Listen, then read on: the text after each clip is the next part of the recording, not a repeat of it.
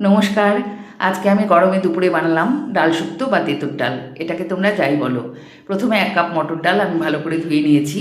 এখন প্রেসার কুকারে ডালটা দিয়ে নুন আর একটু সর্ষের তেল দিয়ে 2টো সিটি দিয়ে নেব। এখানে কেটে রেখেছি সজনে ডাঁটা, চাকা চাকা করে উচ্ছে আর খানিকটা পেঁপে। এখানে তোমরা পেঁপের পরিবর্তে লাউ বা চাল কুমড়ো দিয়েও করতে পারো। এখন কড়াতে সর্ষের তেল গরম করে উচ্ছেটা দিয়ে নুন আর হলুদ গুঁড়ো দিয়ে ভালো করে ভেজে নেব। প্রেসার কুকারে 2টো সিটি পড়ে গেছে, এদিকে গ্যাসটা অফ করে দিলাম।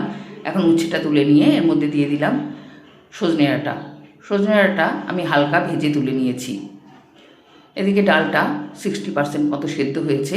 এর মধ্যে আমি দিয়ে দেবো টুকরো করে রাখা পেঁপে আর খানিকটা হলুদ গুঁড়ো। একটা সিটি দিয়ে নেব।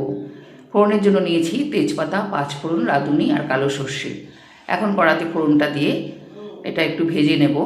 এটা ভাজার সুন্দর গন্ধ বেরোতে শুরু করেছে। এখন এর মধ্যে দিয়ে দিলাম খানিকটা আদা বাটা। আদাটা আমি হালকা ভেজে নেব। হালকা ভেজে এর মধ্যে দিয়ে দিয়েছি সেদ্ধ করে রাখা ডাল আর প্রেসার কুকারটা ধুয়ে খানিকটা জল দিয়ে দিলাম। এই ডালটা কিন্তু ঘনই হবে, বেশি পাতলা হবে না। এর মধ্যে সজনে ডাঁটা আর উচ্ছেটা দিয়ে আমি নুনটা চেক করে নিয়ে অল্প একটু নুন দিয়ে দিলাম আর দিয়ে দিলাম অল্প একটু চিনি। এখন এর মধ্যে দিয়ে দিয়েছি খানিকটা রাঁধুনি বাটা। এটা মিশিয়ে নিয়ে দিয়ে দিলাম 1 টিস্পুন ঘি। তৈরি হয়ে গেল ডাল শুক্তো।